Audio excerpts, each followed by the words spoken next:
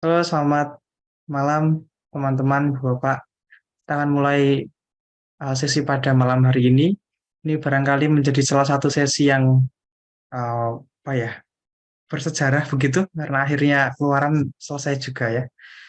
Kita membahas kitab keluaran tuh kira-kira setahun apa ya? Nggak nyampe ding. Hampir lah, hampir hampir setahun. Nah, selama 1 tahun itu kita sudah dipertontonkan banyak hal, mulai dari Musa, terus kemudian membangun kemah suci, keluar dari Mesir dulu, terus kemudian membangun kemah suci. Eh, Pada malam hari ini, 5 bab terakhir itu langsung disatukan, gitu kan, dari bab 35 sampai bab 40, karena isinya itu mengeksekusi kemah suci yang diperintahkan oleh Tuhan. Mulai dari yang mau apa ya jadi kepala kepala proyeknya gitu ya.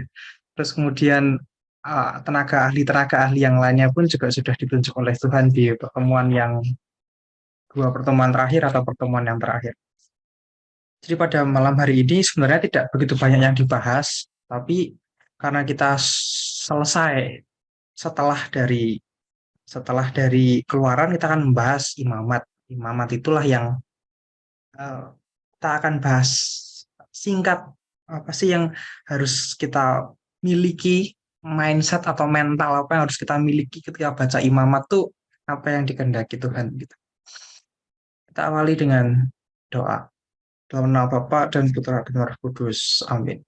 Ya pencipta yang tak terperikan, dari harta kebijaksanaanmu, engkau menunjuk 3 hierarki malaikat, menempatkan mereka di atas surga yang tertinggi dalam rancangan yang menakjubkan, dan menyebarkan dengan indah bagian-bagian yang berbeda dari alam semesta.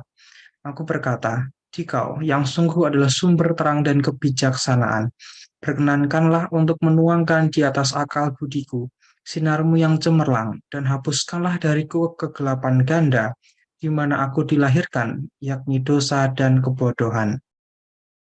Dikau yang membuat fasih lidah bayi-bayi, didiklah lidahku, dan tuangkanlah rahmat kebaikanmu di atas bibirku. Anugerahkanlah kepadaku pengertian yang tajam, kapasitas untuk mengingat, metode dan kemudahan dalam belajar, penafsiran yang mendalam, dan kefasihan dalam berbicara. Instruksikanlah permulaannya, arahkanlah prosesnya, selesaikanlah akhirnya. Dikau yang sungguh Allah dan sungguh manusia yang hidup dan berkuasa sepanjang segala masa. Amin.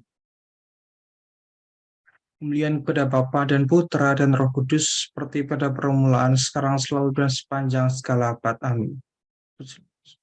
Selama-lamanya. Santo Hieronymus, doakanlah kami. Santo Agustinus dari Hippo, doakanlah kami. Santo Gregorius Agung, doakanlah kami. Santo Ambrosius dari Milan, doakanlah kami. Amin. Dalam nama Bapa dan Putra dan Roh Kudus. Amin. Kita awali dengan membaca Katekismus Gereja Katolik, artikel 109 sampai 110 mengenai kitab suci. Roh Kudus adalah penafsir kitab suci. Di dalam kitab suci, Allah berbicara kepada manusia dengan cara manusia.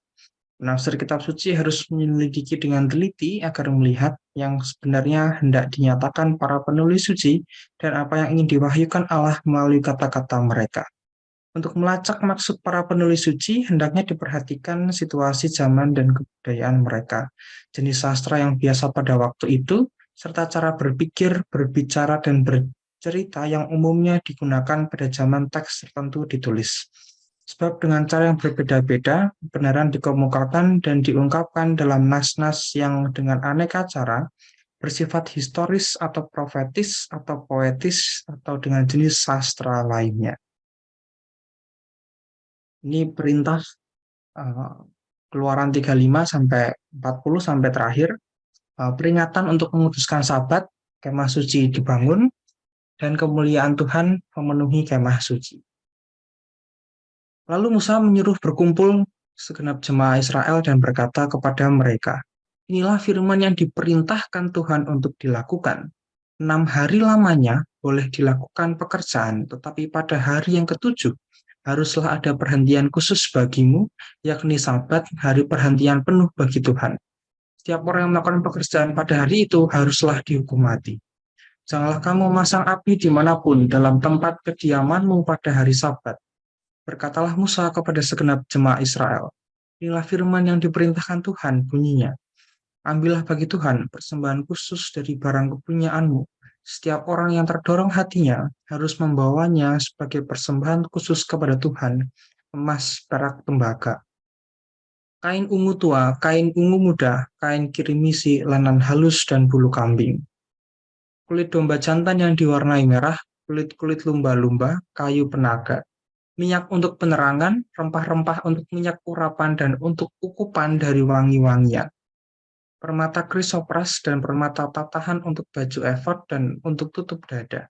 Segala orang yang ahli di antara kamu haruslah datang untuk membuat segala yang diperintahkan Tuhan, yakni kemah suci atau atap kemahnya dan tudungnya, kaitannya dan papannya, kayu lintangnya, tiangnya dan alasnya, tabut dengan kayu pengusungnya, tutup pendamaian dan tabir penudung, meja dengan kayu pengusungnya, segala berkakasnya dan roti sajian,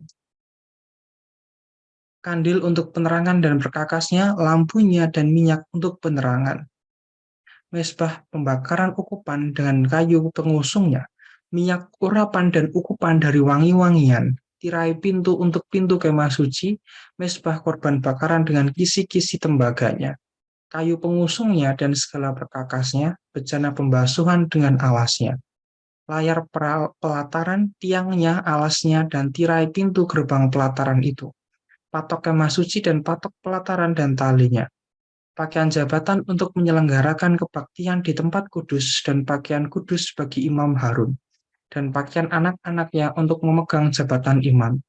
Lalu pergilah segenap jemaah Israel dari depan Musa.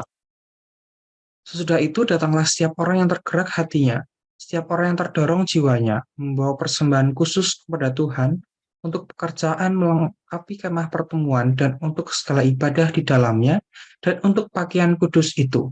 Maka datanglah mereka, baik laki-laki maupun perempuan, setiap orang yang terdorong hatinya, dengan membawa anting-anting hidung, anting-anting telinga, cincin materai, dan kerongsang. Segala macam barang emas, demikian juga setiap orang yang mempersembahkan persembahan unjukan dari emas bagi Tuhan. Juga setiap orang yang mempunyai kain ungu tua, kain ungu muda, kain kirimisi, lenan halus, bulu kambing, kulit domba jantan yang diwarnai merah, dan kulit lumba-lumba datang membawanya. Setiap orang yang hendak mempersembahkan persembahan khusus dari perak atau tembaga, membawa persembahan khusus yang kepada Tuhan itu, dan setiap orang yang mempunyai kayu penaga membawanya juga untuk segala pekerjaan mendirikan itu. Setiap perempuan yang ahli memintal dengan tangannya sendiri dan membawanya yang dipintalnya itu, yakni kain ungu tua, kain ungu muda, kain kirimisi, dan lenan halus. Semua perempuan yang tergerak hatinya oleh karena ia berkeahlian memintal bulu kambing. Pemimpin-pemimpin membawa permata krisopras dan permata tatahan untuk baju efod dan untuk tutup dada, rempah-rempah dan minyak untuk penerangan, dan untuk minyak urapan dan untuk ukupan dari wangi-wangian. Semua laki-laki dan perempuan yang terdorong hatinya akan membawa sesuatu untuk segala pekerjaan yang diperintahkan Tuhan dengan perantaran Musa untuk dilakukan. Mereka itu yakni orang Israel membawanya sebagai pemberian sukarela bagi Tuhan. Berkatalah Musa kepada orang Israel, lihatlah, Tuhan telah menunjuk Bezalel bin Uri bin Hur dari suku Yehuda, dan telah memenuhinya dengan roh Allah, dengan keahlian, pengertian, dan pengetahuan dalam segala macam pekerjaan, yakni untuk membuat berbagai rancangan supaya dikerjakan dari emas, perak, dan tembaga, untuk mengasah batu permata supaya ditatah, untuk mengukir kayu, dan untuk bekerja dalam segala macam pekerjaan yang dirancang itu. Dan Tuhan menanam dalam hatinya dan dalam hati Aholiab bin Ahisamak dari suku Dan kepandaian untuk mengajar. Ia telah memenuhi mereka dengan keahlian untuk membuat segala macam pekerjaan seorang tukang, pekerjaan seorang ahli, pekerjaan seorang yang membuat tenunan yang berwarna-warna dari kain ungu tua, kain ungu muda, kain kirimisi dan lenan halus, dan pekerjaan seorang tukang tenun, yakni sebagai pelaksana segala macam pekerjaan dan perancang segala sesuatu. Demikianlah harus bekerja Bezalel dan Aholiab dan setiap orang yang ahli yang telah dikaruniai Tuhan keahlian dan pengertian, sehingga ia tahu melakukan segala macam pekerjaan untuk mendirikan tempat kudus tepat menurut yang diperintahkan Tuhan, Lalu Musa memanggil Besalel dan Aholiab dan setiap orang yang ahli yang dalam hatinya telah ditanam Tuhan keahlian. Setiap orang yang tergerak hatinya untuk datang melakukan pekerjaan itu. Mereka menerima daripada Musa seluruh persembahan khusus yang telah dibawa oleh orang Israel untuk melaksanakan pekerjaan mendirikan tempat kudus. Tapi orang Israel itu masih terus membawa pemberian sukarela kepada Musa tiap-tiap pagi. Dan segala orang ahli yang melakukan seluruh pekerjaan untuk tempat kudus itu datanglah masing-masing dari pekerjaan yang dilakukannya. Dan berkata kepada Musa, rakyat membawa lebih banyak dari yang diperlukan untuk mengerjakan pekerjaan yang diperintahkan Tuhan untuk dilakukan. Lalu Musa memerintahkan supaya dimaklumkan di mana-mana di perkemahan itu. Demikian tidak usah lagi ada orang laki-laki atau perempuan yang membuat sesuatu jadi persembahan khusus bagi tempat kudus. Demikianlah rakyat itu dicegah membawa persembahan lagi. Sebab bahan yang diperlukan mereka telah cukup untuk melakukan segala pekerjaan itu bahkan berlebih. Di Keluaran 36 ayat 8 sampai 39 berisi membuat yang diperintahkan Tuhan pada Keluaran 25 sampai 30. Membuat kemah suci, segala perabotan kemah suci dan juga pakaian imam. Demikianlah diselesaikan segala pekerjaan melengkapi kemah suci, yakni kemah pertemuan itu. Orang Israel telah melakukannya tepat seperti yang diperintahkan Tuhan kepada Musa. Demikianlah mereka melakukannya. Di bawah mereka lah kemah suci itu kepada Musa, yakni kemah dengan segala perabotannya, kaitannya, papannya, kayu lintangnya, tiangnya, dan alasnya, tudung dari kulit domba jantan yang diwarnai merah, tudung dari kulit lumba-lumba, tabir penudung, tabut hukum Allah dengan kayu-kayu pengusungnya dan tutup pendamaian, meja segala perkakasnya dan roti sajian, kandil dari emas murni, lampu-lampunya, lampu yang harus teratur di atasnya, dan segala perkakasnya minyak untuk penerangan. Mesbah dari emas, minyak urapan, ukupan dari wangi-wangian, tirai pintu kemah, mesbah tembaga dengan kisi-kisi tembaganya, kayu-kayu pengusungnya dan segala perkakasnya, bejana pembasuhan dengan alasnya, layar pelataran tiangnya dan alasnya, dan tirai untuk pintu gerbang pelataran, talinya dan patoknya, segala perkakas untuk pekerjaan mendirikan kemah suci, yakni kemah pertemuan itu. Pakaian jabatan yang dipakai apabila diselenggarakan kebaktian di tempat kudus, pakaian kudus untuk Imam Harun, dan pakaian anak-anaknya untuk memegang jabatan imam. Tepat seperti yang diperintahkan Tuhan kepada Musa, demikianlah dilakukan orang Israel setelah pekerjaan melengkapi itu. Dan Musa melihat segala pekerjaan itu, dan sesungguhnya lah mereka telah melakukannya seperti yang diperintahkan Tuhan. Demikianlah mereka melakukannya, lalu Musa memberkati mereka. Berfirmanlah Tuhan kepada Musa, pada hari yang pertama dari bulan yang pertama, haruslah engkau mendirikan kemah suci, yakni kemah pertemuan itu. Kau tempatkanlah di dalamnya tabut hukum, dan kau pasanglah tabir sebagai penudung di depan tabut itu. Kau bawalah ke dalamnya meja, dan taruhlah di atasnya perkakas menurut susunannya. Kau bawalah ke dalamnya kandil, dan kau pasang lampu-lampunya di atasnya. Kau taruhlah mesbah emas untuk membakar ukupan di depan tabut hukum. Kau gantungkanlah tirai pintu kemah suci. Kau taruhlah mesbah korban bakaran di depan pintu kemah suci, yakni kemah pertemuan itu. Kau taruhlah bejana pembasuhan di antara kemah pertemuan dan mesbah itu, lalu kau taruhlah air ke dalamnya. Haruslah kau buat pelataran keliling dan kau gantungkanlah tirai pintu gerbang pelataran itu, yakni kemudian kau ambillah minyak urapan dan kau urapilah kemah suci dengan segala yang ada di dalamnya. Demikianlah harus engkau menguduskannya dengan segala perabotannya sehingga menjadi kudus. Juga kau urapilah mesbah korban bakaran itu dengan segala perkakasnya. Demikianlah engkau harus menguduskan mesbah itu, sehingga mesbah itu maha kudus. Juga kau urapilah bejana pembasuhan itu dengan alasnya, dan demikian engkau harus menguduskannya. Kemudian kau suruhlah Harun dan anak-anaknya datang ke pintu kemah pertemuan, dan kau basuhlah mereka dengan air. Kau kenakanlah pakaian yang kudus kepada Harun. Kau urapi dan kau kuduskanlah dia supaya ia memegang jabatan imam bagiku. Juga anak-anaknya kau suruhlah mendekat dan kau kenakanlah kemeja kepada mereka. Urapilah mereka seperti engkau mengurapi ayah mereka supaya mereka memegang jabatan imam bagiku. Dan ini terjadi supaya berdasarkan pengurapan itu mereka memegang jabatan imam untuk selama-lamanya turun-temurun. Dan Musa melakukan semuanya itu tepat seperti yang diperintahkan Tuhan kepadanya. Demikianlah dilakukannya. Dan terjadilah dalam bulan yang pertama tahun yang kedua. Pada tanggal 1 bulan itu maka didirikanlah kemah suci. Musa mendirikan kemah suci itu, dipasangnya alas-alasnya, ditaruhnya papan-papannya, dipasangnya kayu-kayu lintangnya, dan didirikannya tiang-tiangnya. Dikembangkannya lah atap kemah yang menudungi kemah suci dan diletakkannya lah tudung kemah di atasnya. Seperti yang diperintahkan Tuhan kepada Musa. Diambilnya lah loh hukum Allah dan ditaruhnya ke dalam tabut. Dikenakannya lah kayu pengusung pada tabut itu dan diletakkannya tutup pendamaian di atas tabut itu. Dibawanyalah tabut itu ke dalam kemah suci, digantungkannya lah tabir penudung, dan dipasangnya sebagai penudung di depan tabut hukum Allah, seperti yang diperintahkan Tuhan kepada Musa. Ditaruhnya lah meja di dalam kemah pertemuan pada sisi kemah suci sebelah utara di depan tabir itu. Diletakkannya lah di atasnya roti sajian menurut susunannya di hadapan Tuhan, seperti yang diperintahkan Tuhan kepada Musa. Ditempatkannya lah kandil di dalam kemah pertemuan berhadapan dengan meja itu pada sisi kemah suci sebelah selatan. Dipasangnya lah lampu-lampu di atasnya di hadapan Tuhan, seperti yang diperintahkan Tuhan kepada Musa.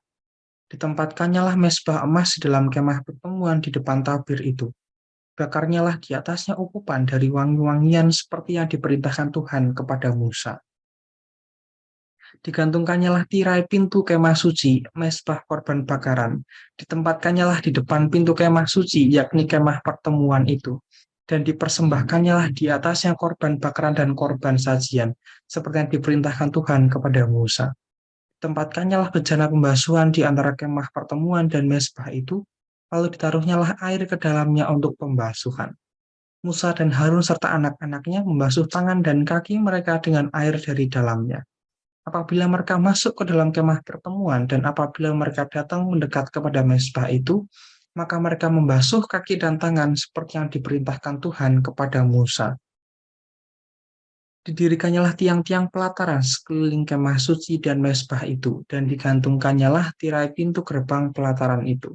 Demikianlah diselesaikan Musa pekerjaan itu. Lalu awan itu menutupi kemah pertemuan dan kemuliaan Tuhan memenuhi kemah suci, sehingga Musa tidak dapat memasuki kemah pertemuan, sebab awan itu hinggap di atas kemah itu dan kemuliaan Tuhan memenuhi kemah suci. Apabila awan itu naik dari atas kemah suci, berangkatlah orang Israel dari setiap tempat mereka berkemah. Tapi jika awan itu tidak naik, maka mereka pun tidak berangkat sampai hari awan itu naik. Sebab awan Tuhan itu ada di atas kemah suci pada siang hari, dan pada malam hari ada api di dalamnya, di depan mata seluruh umat Israel pada setiap tempat mereka berkemah. Bangsa Israel masih berada di Gunung Sinai. Nah, demikianlah sabda Tuhan, syukur pada Allah. Jadi ini uh, bacaan yang cukup panjang dari Keluaran 35 sampai 40, tapi uh, beberapa poin-poinnya itu sebenarnya dalam pembahasan nanti Kak Bertus dan Ojos akan menekankan pada Sabat, kemah suci yang setelah dibangun, dan kemudian justru 5 ayat terakhir ini yang jadi dasar uh, apa ya dasar pijakan kita untuk membahas imamat. Awan itu menutupi kemah pertemuan, kemuliaan Tuhan memenuhi kemah suci. Kemudian Musa tidak dapat memasuki kemah pertemuan. Nah, sehingga perlu suatu syarat tambahan agar Musa itu bisa masuk kemah pertemuan, kira-kira gitu.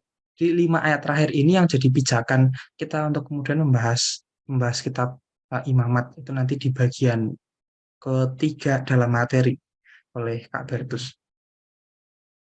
Oke, silakan sharing Bapak teman-teman sekalian, apa yang bisa kita pelajari dari hari Sabat, persembahan khusus untuk peribadatan, pengangkatan Bisalel dan Aholiab, pembuatan kemah suci, perabotannya dan pakaian imam, eh, kemah suci yang didirikan Musa, kemuliaan Tuhan barangkali, atau sharing hal yang lainnya. Mungkin kalau bacaan cukup panjang ya, bisa baca sendiri barangkali bahwa di kitab suci masing-masing gitu ya, dari Keluaran 35 sampai 40. Kalau mendengarkan saya mungkin belum belum paham bisa dibaca ulang. Silahkan saya beri waktu. Kalau ada yang mau sharing, tidak harus eh, apa ya, tidak harus dari bacaan juga nggak apa-apa. Mau sharing perasaan hari ini apa yang sudah dialami, barangkali ada kesulitan, barangkali ada eh, ungkapan syukur yang mau dibagikan kepada teman-teman di sesi ini dipersilahkan. Silahkan Ibu Bapak, kalau ada yang mau sharing, mungkin dari menjawab pertanyaan ini saja bisa bisa menjadi bahan sharing. Kalau pertanyaan-pertanyaan di sini sebenarnya sudah ada beberapa yang bisa langsung kita jawab gitu ya. Salah satunya itu pertanyaan ketiga itu. Apa yang bisa kita pelajari dari pengangkatan Bisalil dan Aholiab? Nah, sebetulnya kalau dibaca dari ayat sorry, di bab 35 Aholiab itu kan tadi diberi karunia mengajar itu, sehingga pembuatan pembuatan eh, apa namanya, kemah suci itu bisa bisa merata diikuti banyak orang. Tapi kalau kita tarik mundur lagi di beberapa pertemuan ketika membahas anak lembu emas kalau nggak salah. Nah, itu kan Bezalel itu punya punya kakek gitu ya, namanya Hur kalau nggak salah. Nah, itu kan yang dibunuh ketika dia menolak anak lembu emas itu.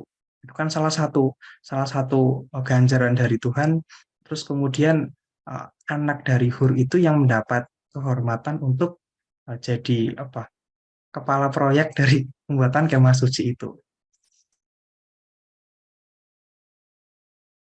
Atau juga kemudian yang pertanyaan nomor 4, pertanyaan nomor 4 ini kan juga sudah dijawab ketika ketika pakaian imam perabotan dan kemah suci, bahwa untuk pakaian imam ini kan detailnya sungguh banyak sekali ya, termasuk dengan pembuatan kemah suci perabotannya juga.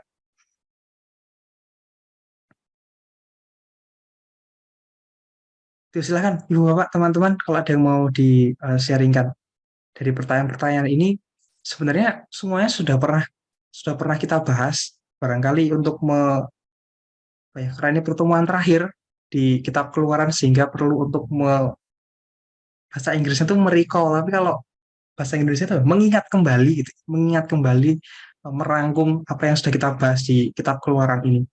Dari hari Sabat, persembahan khusus, pengangkatan, habis dan Aholia, pembuatan, terus kemudian kemah suci, dan akhirnya kemuliaan Tuhan memenuhi kemah suci. Silahkan untuk yang pertama, siapa? Coach Jos ya. Ya, baik. Ya, ya mungkin gitu ya. Oke. Oke,